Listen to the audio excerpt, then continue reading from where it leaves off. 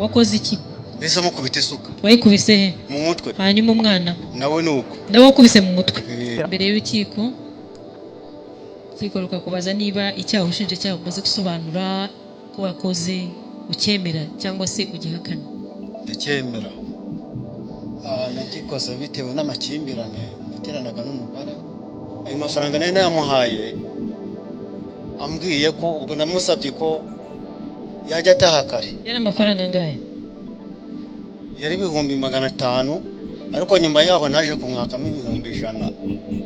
Amafaranga yaragumye arayanyima, arayabika, ambwira ko atazayampa ahubwo ko adateganya no kubana nanjye, ko ngomba kuva muri urwo rugo nkareba iyonge.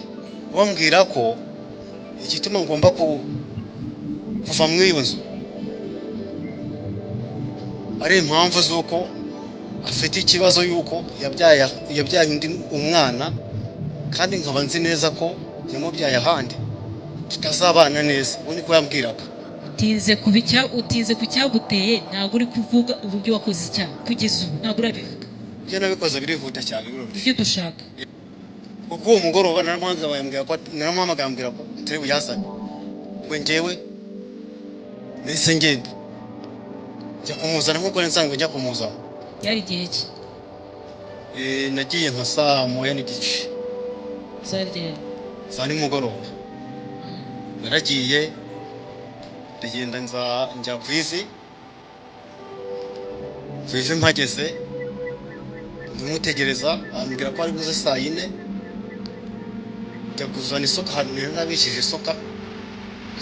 Ahantu ku izina narabishije isuka. Yego. Ijyanye ahantu njya kumva amatafari nyibitsayo.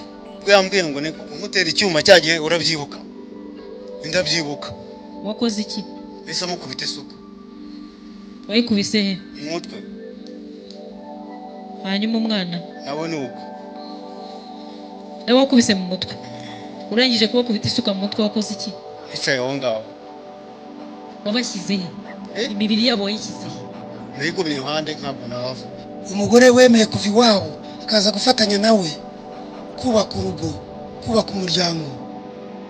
Umugore wamufashije mu nshingano zose, akamusasira, akamusegura, atinyuka, akamuvutsuza. Biteye agahinda. Karamage Yohani Claude afunguwe burundu. Era isomo abanyamuyumbu, abanyarwamagana, ab'intara y'Iburasirazuba n'ab'igihugu cyacu cy'u Rwanda ko kizira kikazirizwa kwica, kuvutsa umuntu. Ariko kuvutsa ubuzima umwana wabyaye n'umugore washatse biragatsindwa. Uravuga iki ku gihano ubushinjacyaha bugusabiye? Ndambaza gusaba imbabazi umuryango nyarwanda.